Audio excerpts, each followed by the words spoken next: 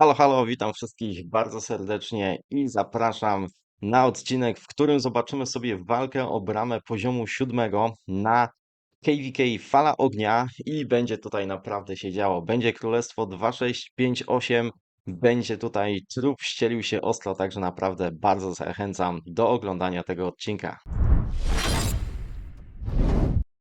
Halo, znowu z tej strony. No i tak jak powiedziałem, tutaj naprawdę będzie się dużo działo. Będziemy mieli podwójne rally, potrójne rally, poczwórne rally. Naprawdę super. Jedyne co żałuję to wczoraj, że nie byłem w stanie streamować tego wszystkiego, co się działo i pokazać Wam w całości, ale postaram się tutaj na tym odcinku pokazać Wam niektóre rzeczy, które się tam działy. Na początek może przedstawimy bohaterów tego odcinka, bo oczywiście nie pamiętam tak z głowy, kto tam ogólnie walczy. Więc mamy tutaj po 3 królestwa. Będzie to walka ognia z ziemią. Tak jak mówię, jest to KVK Fala Ognia, więc tutaj będziemy mogli mieć tych mieszanych dowódców, tak? Takie różne miszungi typu Justynian i Ashurbanipal i tak dalej, także nie zdziwcie się tymi mobilizacjami. To jest właśnie takie KVK. I mamy tutaj królestwa 2161, 2658, 2755 z jednej strony, tym będziemy kibicować, no bo tam bardzo polskie królestwo 2658. No a z drugiej strony 1592, 2000, co ciekawe, bo to są, byliśmy jakieś 2 KVK temu, byliśmy z nimi w obozie my jako 7.1 i 2539, chociaż to nasze właśnie bycie tam wtedy wydaje się dzisiaj naprawdę jakimś takim odjazdem totalnym. Jeśli chodzi o bramę, to była to tutaj walka o tą bramę, którą za chwilę zobaczycie. Teraz ona już oczywiście, o, zobaczcie, tutaj się coś dzieje dalej, co się nie spodziewałem, czyli będziemy chyba mieli drugi raz atak na tą bramę, bo przejęli ją przeciwnicy, ale zaraz zobaczycie, że będą mieli, wczoraj przejęli ją też właśnie po stronie ognia. Tego się w sumie nie spodziewałem, ale tutaj naprawdę cały czas są bardzo mocne walki.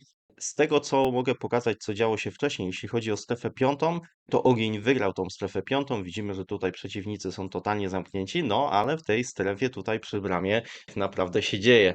Także zapraszam na to, żeby zobaczyć właśnie, jak wyglądała wczoraj walka o tą przełęcz, która teraz jest w posiadaniu znowu Ziemi. Wczoraj też tak było, no i ogień starał się ją przechwycić.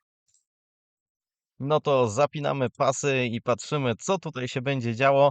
Będą tutaj naprawdę olbrzymie akcje. Bardzo zachęcam do oglądania tego. Oczywiście nie da się jakby przejść przez te emocje, dlatego tutaj będziecie oglądać na przyspieszeniu, ale oglądając to na żywo było to naprawdę niesamowite, bardzo wciągające.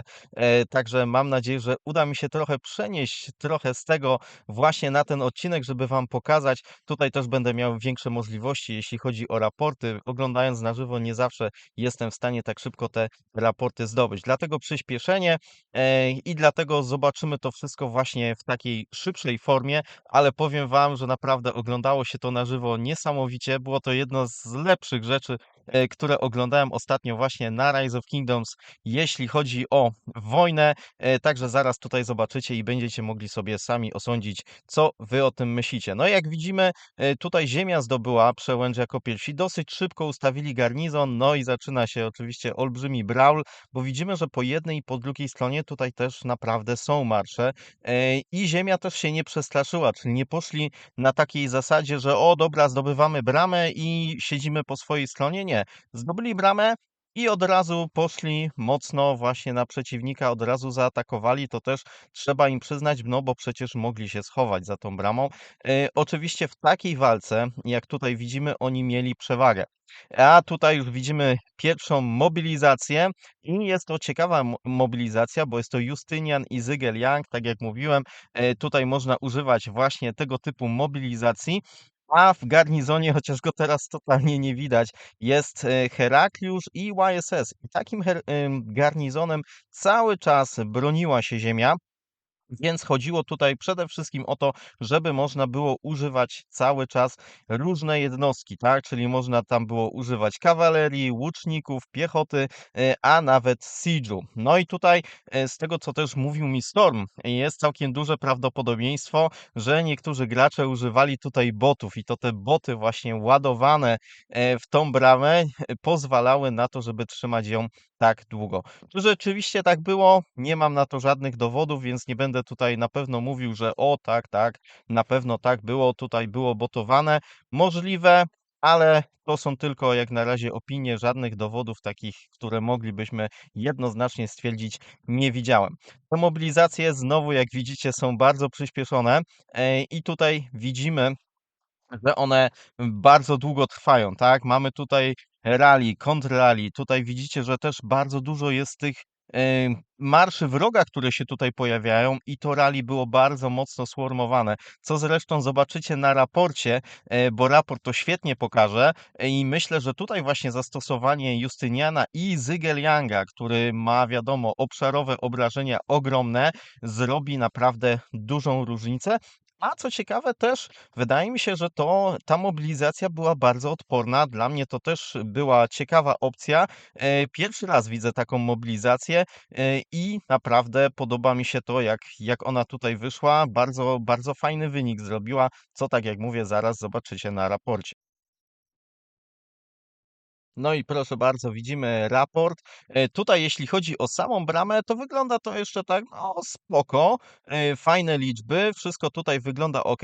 Nie powiedziałbym, że jest to jakiś nadzwyczajny raport. Szczególnie, że wiecie, garnizon Herakliusz YSS to nie jest nic nadzwyczajnego, ale właśnie tutaj u góry, jak zobaczycie, 8 milionów ciężko rannych, no to dopiero daje do myślenia, jak mocno to rally było sformowane i ile tak naprawdę zrobiło, bo wiecie, ci lekko ranni w pewnym momencie też się zaczynają liczyć. 8 milionów to jest olbrzymia liczba. Bardzo dużo tutaj zostało ludzi wrzuconych gdzieś tam właśnie przez obrażenia obszarowe albo przy swarmowaniu. Widzimy, że tutaj pojawiają się liczby naprawdę bardzo duże. A scrollować mógłbym cały czas, bo to była bardzo długa mobilizacja i bardzo często tutaj kogoś łapała, więc gdybym scrollował do końca, to byłoby tego bardzo, ale to bardzo dużo. Okej, patrzymy tutaj na kolejną mobilizację i tutaj będziemy mieli Tarika z Ashurbanipalem. Kolejne takie niestandardowe połączenie, byśmy powiedzieli. I zobaczycie za chwilę na raporcie, który będzie raportem z bramy, jak dobrze poradził sobie.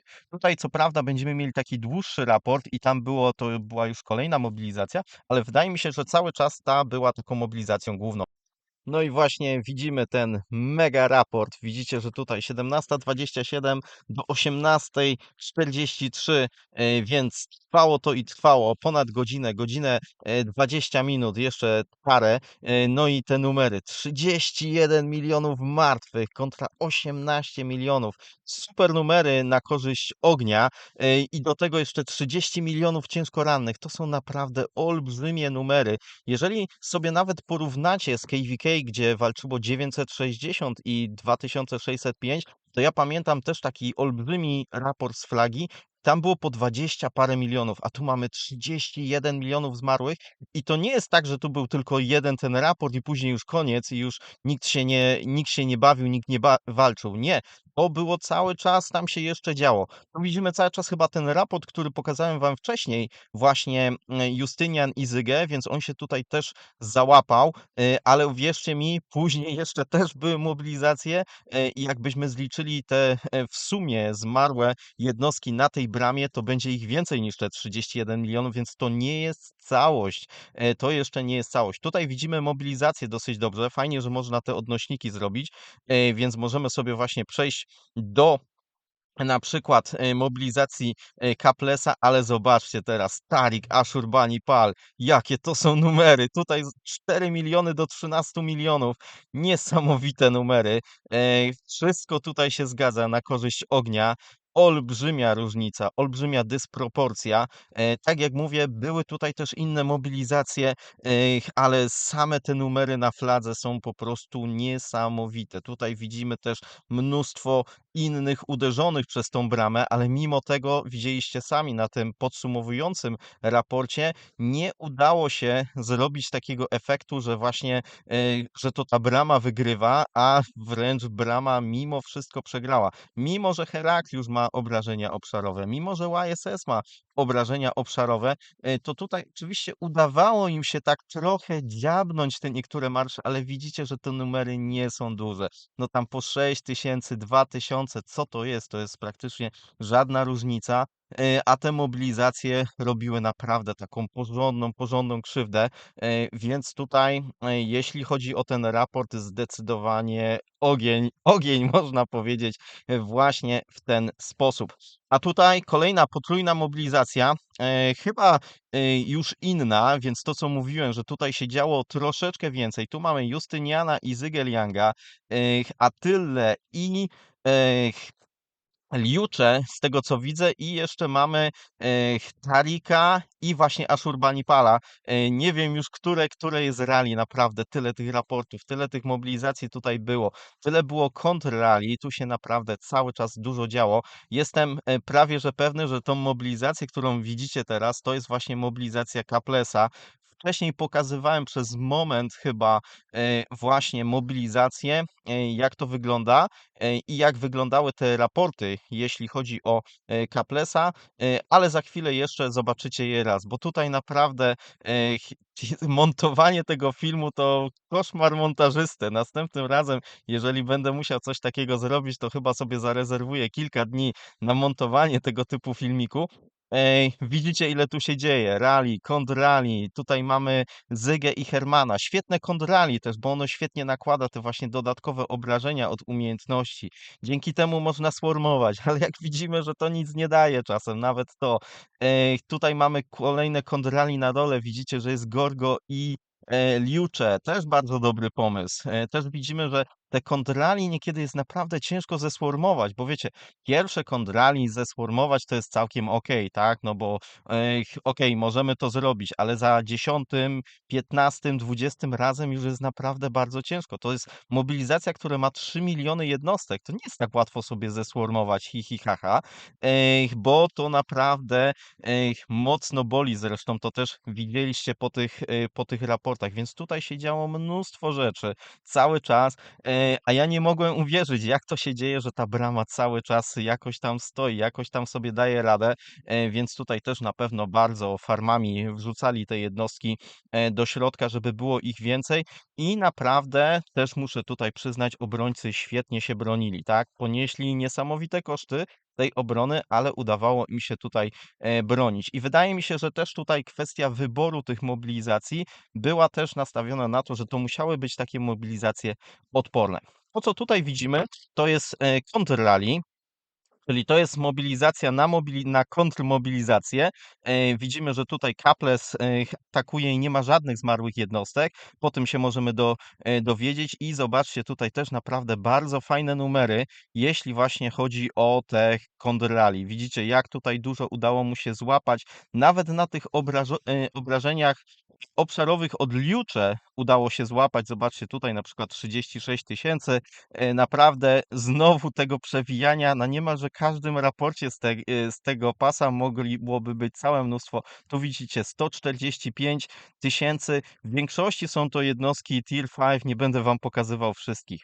Tu już widzicie tą mobilizację, którą widzieliście też przed chwilą, czyli właśnie Kaples i tutaj jest Attila i Liucze. Widzicie znowu niesamowite numery, bo tutaj kolejne zmarłe jednostki, 4 miliony do 5,5 miliona. Mamy tutaj po 12-15 milionów znowu tych jednostek. Będziemy mieli obszarowe i to już jest mobilizacja i znowu tutaj Liucze dawał sobie radę i znowu tutaj to rally było sformowane i widzicie, to są jednostki Tier 5, 147 000, wśród tego nawet zmarłe 160 000, 3 miliony jednostek Attili. Jeśli coś takiego zmarłe 160 ileś, przepraszam, 40 000, nie milionów, ale tu zobaczcie, 351. I tutaj jest fajna sytuacja, bo zobaczcie, tutaj obszarowymi trafili kontrrally ich. I mają tutaj też zmarłe jednostki, 351 000. To pokazuje, jak to wszystko było szalone w środku, że można trafić obszarowymi kontrrali od swoich przeciwników. Tutaj kontrrali na kontrrali i jeszcze takie samo, tylko odwróceni dowódcy, że pierwszy jest Liucze, a drugi jest Attila, czyli tutaj była kawaleria, a tutaj była piechota.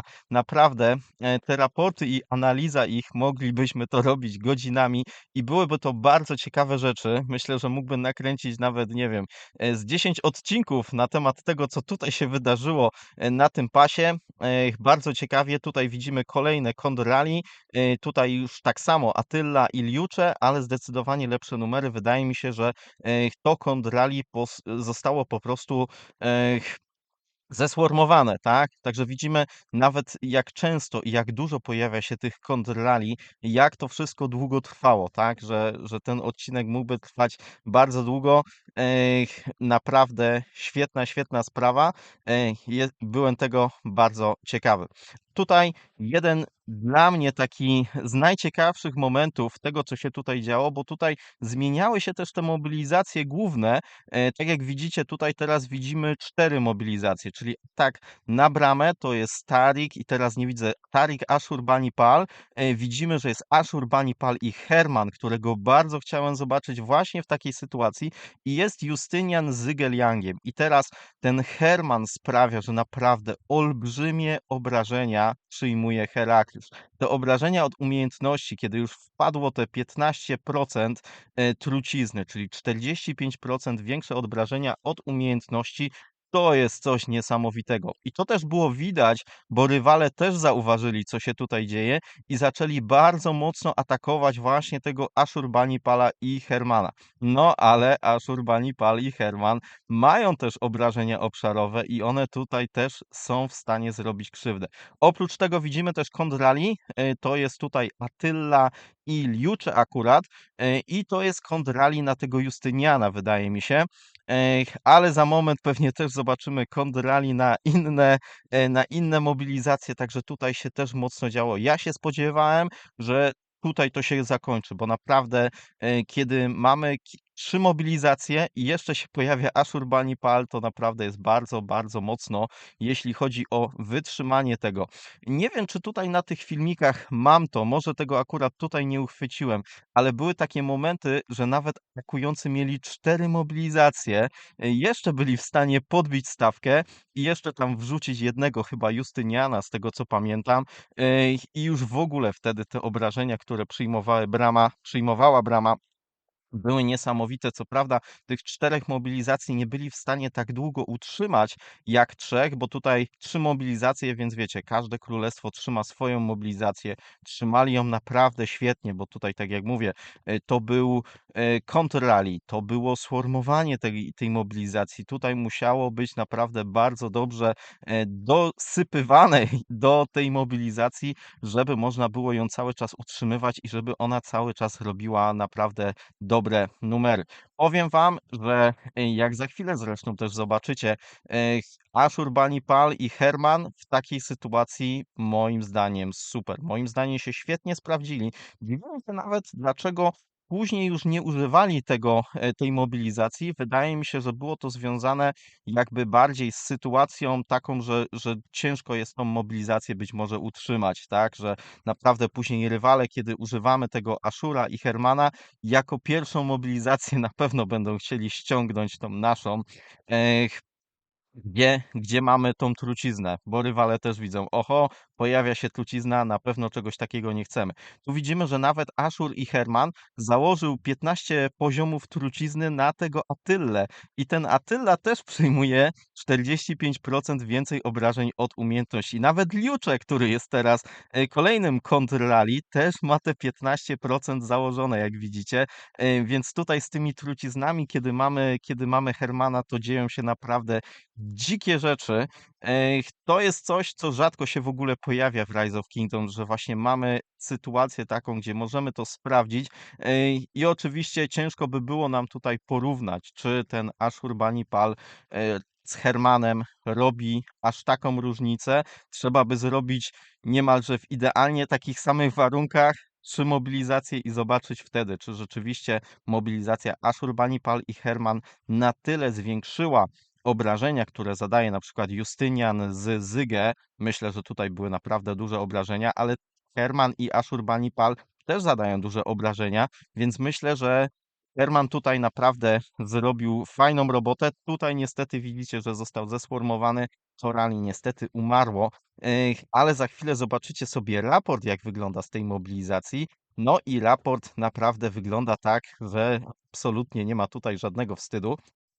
No i tutaj widzicie właśnie 3 miliony kontra prawie 8 milionów, jeśli chodzi o ciężko rannych. No i jeśli chodzi o flagę, przepraszam, flagę, o bramę, to tutaj też świetny raport. Oczywiście musimy cały czas brać pod uwagę to, że to są potrójne mobilizacje, więc te obrażenia trochę inaczej się rozkładają. Tutaj widzimy, że zmiana taktyki, tutaj widzimy Ashurbanipala i Henry'ego jako drugiego dowódcę. Myślę, że to był po prostu kolejny plan, żeby sprawdzić, czy może właśnie Ashurbanipal z Henrym będą lepiej sobie radzić, bo tego chyba wcześniej jeszcze nie próbowali. I tutaj, cóż, no znowu jest bicie w tego Herakliusza. Widzimy, że to już jest kolejna mobilizacja, kolejne ataki. I tutaj wydaje mi się, że w tym momencie zobaczymy już przełamanie tego, co tutaj się wydarzyło, czyli tutaj już nie będą w stanie tego utrzymać. Widzimy, że też już nie są tacy szybcy, żeby skakać na drugą stronę, żeby właśnie sformować tę mobilizację, a taka potrójna mobilizacja, która cały czas uderza w tą bramę, to jest coś, co jest naprawdę ciężko przetrzymać, tak? Musimy tutaj mieć bardzo dużo jednostek. Możemy oczywiście robić kontrmobilizację, tak jak tutaj widzicie, że mamy Gorgo, która uderza, też ta mobilizacja była powolna. Gorgo jest naprawdę niesamowicie wolna. I tutaj widzimy, że Gorgo uderza w tego Justyniana. Jest też w takim miejscu, gdzie łatwo jest dołączyć do tej kontrmobilizacji, a ciężko będzie ją zniszczyć. Więc tutaj myślę, że to też był problem. Widzimy, że idzie kolejna kontrmobilizacja, więc cały czas tutaj się kotłowało, cały czas była akcja. Wydaje mi się, że naprawdę było to bardzo interesujące, jeśli chodzi o oglądanie. Tutaj tą kolejną kontrmobilizację już nawet nie widzę teraz. Widzę, że jest Tarik, ale nie wiem, kto jest drugim dowódcą dobranym do Tarika. Ashurbanipal, czyli też zobaczyli, że ta mobilizacja. Nie, przepraszam, to mi się pomyliło. Tarik Ashurbanipal to przecież atakuje flagę. Także tutaj nawet ciężko, widzicie, jak ciężko jest nawet zobaczyć, kto kogo atakuje, ile tam się pojawiało w pewnym momencie już marszy, ile tych kontrmobilizacji. No i cały czas brama przyjmowała i przyjmowała. Jeszcze jeden raport i tutaj właśnie widzimy Ashurbanipala i Zygelianga. Już nawet nie wiem skąd ten raport tutaj się wziął.